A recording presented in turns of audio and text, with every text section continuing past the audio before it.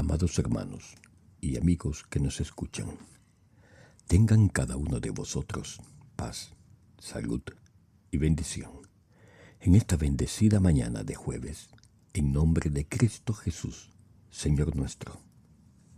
Hoy continuamos con la lectura del capítulo 29 del libro El deseado de todas las gentes, titulado El sábado, tercera parte. Al apartarse los judíos de Dios y dejar de apropiarse la justicia de Cristo por la fe, el día sábado perdió su significado para ellos. Satanás estaba tratando de exaltarse a sí mismo y de apartar a los hombres de Cristo, y obró para pervertir el sábado, porque es la señal del poder de Cristo. Los dirigentes judíos cumplían la voluntad de Satanás, rodeando de requisitos pesados el día de reposo de Dios. En los días de Cristo, el día sábado había quedado tan pervertido que su observancia reflejaba el carácter de hombres egoístas y arbitrarios, más bien que del carácter amante del Padre Celestial. Los rabinos representaban virtualmente a Dios como autor de leyes cuyo cumplimiento era imposible para los hombres. Inducían a la gente a considerar a Dios como un tirano y a pensar que la observancia del sábado que Él les exigía hacía a los hombres duros y crueles. Era obra de Cristo disipar estos conceptos falsos. Aunque los rabinos le perseguían con una hostilidad implacable, ni siquiera aparentaba conformarse a sus requerimientos, sino que seguía hacia adelante, observando el día sábado según la ley de Dios. Cierto sábado, mientras el Salvador y sus discípulos volvían del lugar de culto, pasaron por un sembrado que estaba madurando. Jesús había continuado su obra hasta una hora avanzada, y mientras pasaba por los campos, los discípulos empezaron a juntar espigas y a comer los granos, después de frotarlos en las manos.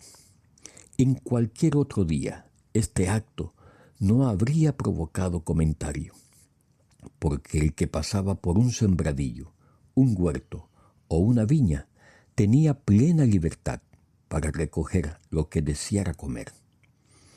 Pero el hacer esto en sábado era tenido por un acto de profanación. No solo al juntar el grano se lo cegaba, sino que al frotarlos en las manos se lo trellaba, y así, en opinión de los rabinos, había en ello un doble delito. Inmediatamente, los espías se quejaron a Jesús diciendo: «He aquí, tus discípulos hacen lo que no es lícito hacer en día sábado». Mateo capítulo 12, versículo 2. Cuando se le acusó de violar el sábado en Betesda, Jesús se defendió afirmando su condición de Hijo de Dios y declarando que Él obraba en armonía con el Padre. Ahora que se atacaba a sus discípulos, Él citó a sus acusadores ejemplos del Antiguo Testamento, actos verificados en sábado por quienes estaban en el servicio de Dios.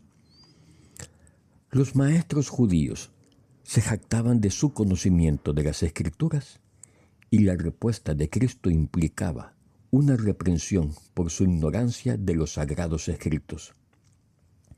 Respondió Jesús, les dijo: «¿Ni aún esto habéis leído, lo que hizo David cuando tuvo hambre, él y los que con él estaban?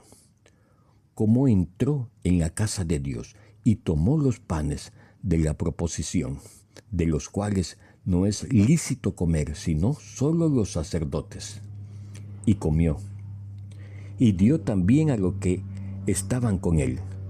Lucas capítulo 6, versículo 3 y 4.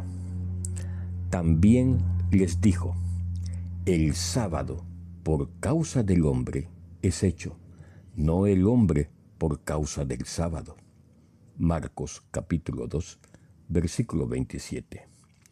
¿O no habéis leído en la ley cómo en el día de reposo los sacerdotes en el templo profanan el día de reposo y son sin culpa? Pues os digo que uno mayor que el templo está aquí. Mateo capítulo 12, versículos 5 y 6. Por tanto, el Hijo del Hombre es Señor aún del día de reposo. Marcos capítulo 2, versículo 28. Amados oyentes, mañana continuaremos con la lectura de la cuarta parte del capítulo, el sábado. La gracia del Señor Jesucristo, el amor de Dios y la comunión del Espíritu Santo sean con todos vosotros. Amén. Pero sobre todo, hermanos, conservad la fe, conservadla.